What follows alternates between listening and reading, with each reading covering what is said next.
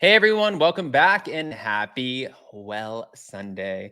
All right, guys, this is actually my last video for the day, and then it is only 10 o'clock in the morning over here. But then I am getting ready to get my bags and go to the airport for London for our mother's Christmas trip.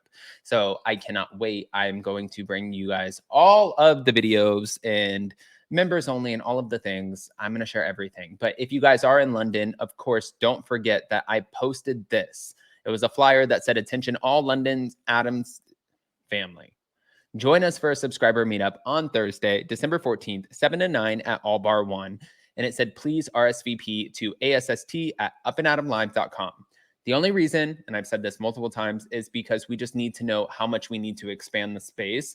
I had one comment yesterday that said, "Adam, you need to be very clear if you are paying for everybody's food and drinks." I'm not. I'm not putting on a show. I'm not paying for everyone's food and drinks. I'm not charging you to come hang out. I just want to spend the holidays with you guys who I might not necessarily have had the opportunity to here in the States. That's it. I hope that everyone can make it. And if not, I completely understand. But with that, Bravo is in a lot of trouble. Let's get into it.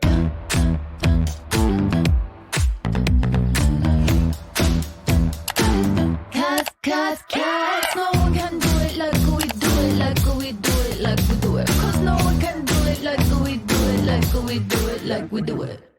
All right, guys. So we're back to talk about Bravo because Page Six came out with something really interesting. After facing a recent revolt from some of its reality stars, Bravo has found the latest issue boiling over behind the scenes, and this was over Israel. But the Teflon Network seems to averted another crisis. A complicated saga has played out behind the scenes at the reality behemoth and its response to the conflict and the rise of, well, a lot of the drama in the United States. Page Six understands that shortly after the October 7th terror attacks, a group of current and former stars on the network's raft of reality TV shows co-signed an email to a number of senior Bravo figures who work closely with on-air talent. They were told that the people who gave their signatures appeared to be satisfied by their response to the appeal. And indeed, one of the people who gave their signatures told Page Six this week that they were more than satisfied by it. But at least one party to the email decided to leak the messages, perhaps out of frustration with the network's response, leading to considerable anguish amongst members of the group as well as some in the Bravo organization.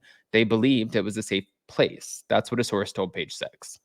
Page Six has reviewed the plainly cordial and respectful messages between the group and the executives, but has decided not to publish their content to preserve the privacy of those involved as far as possible, given the extraordinary sensitivity of the subject matter.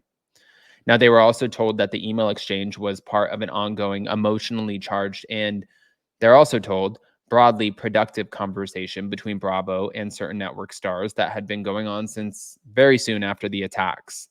Some in the group said that they also got a sense of support and camaraderie from the Bravo family during the global turmoil. And on the other hand, the leak has lent an atmosphere of distrust, anger, and division in circumstances that are already raw and challenging. They were told that a number of stars and people behind the scenes were touched by a recent moment on Andy Cohen's chat show, Watch What Happens Live, in which Dorit Kemsley from The Real Housewives of Beverly Hills and Andy Cohen lit the show's on-set menorah and said the Hanukkah prayer on the air. While the show usually has a menorah in the background at this time of year, this is the first time it's actually been lit on the show. But Bravo has not released a statement on the Israel-Hamas conflict, but the chief executives at its parent company, NBC Universal, released a statement on October 10th saying that we are horrified and deeply saddened by the brutal attack on Israel. Our hearts go out to the families who have lost their loved ones through unspeakable acts of terrorism and the devastation of war. As these catastrophic events unfold, we are so grateful for the tireless dedication and bravery of our NBC and Sky News colleagues who are on the ground risking their lives to shine a light on this terrible conflict. NBC Universal also committed $2 million to humanitarian efforts in the country. Honestly, just this is something that you guys know Jason has been so vocal about. And of course, like it's one of those things where I saw I saw some comments where people were telling other people to shut up about these sorts of things. And I think that when you shut up about things, especially things that matter, I think that you were trying to push things under the rug. And I feel like it's really easy to do when you're not put in that situation and you're not there witnessing it. And I don't think that being quiet about things is a responsible way to go, especially when you have platforms or you have friends or family or people who are listening. Someone's always listening.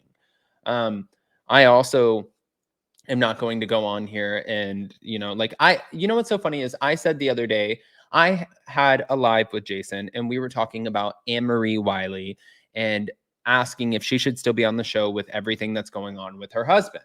And then after asking about that, I said, this isn't the only thing that has become problematic.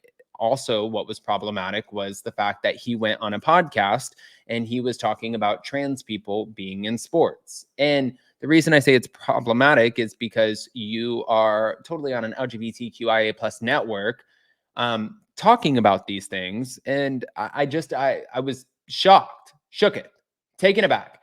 And then somebody wrote on Kelly Dodd's Patreon or something like that, that Jason and I are so against, like, we're bigots and we're all of these things. And I'm like, that is absolutely the furthest thing from the, first of all, I'm not a bigot at all.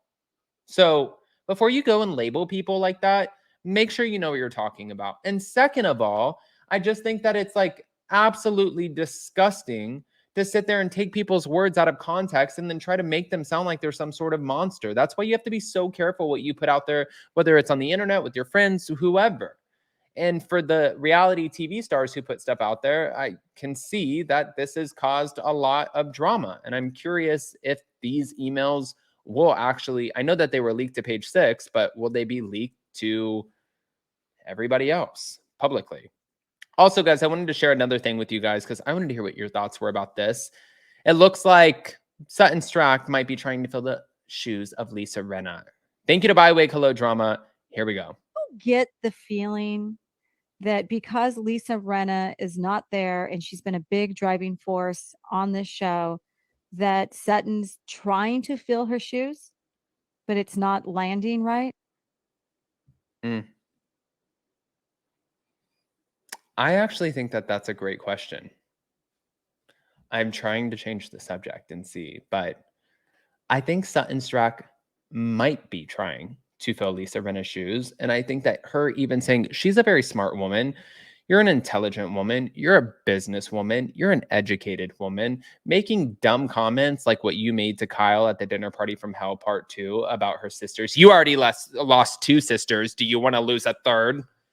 It's like, girl, you know that that's going to piss somebody off. You're not dumb. You know exactly what you're saying. You're trying to get the shock factor. You're trying to get the story moving. And then all of a sudden after that, you want to be like, I just need to get in the car. I need to go. I think we're done.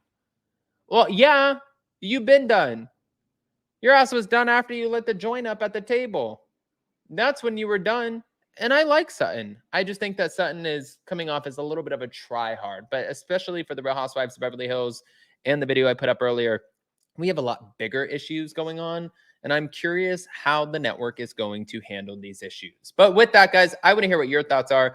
Go ahead and comment below. And before you go, don't forget London. Please RSVP to ASST at upandadamlive.com if you can join us on December 14th, that Thursday from 7 to 9 p.m. at All Bar 1. We would love to see you. We want to hang out. We want to have fun. And we want to enjoy the holidays with our London friends. Love you guys. See you next time.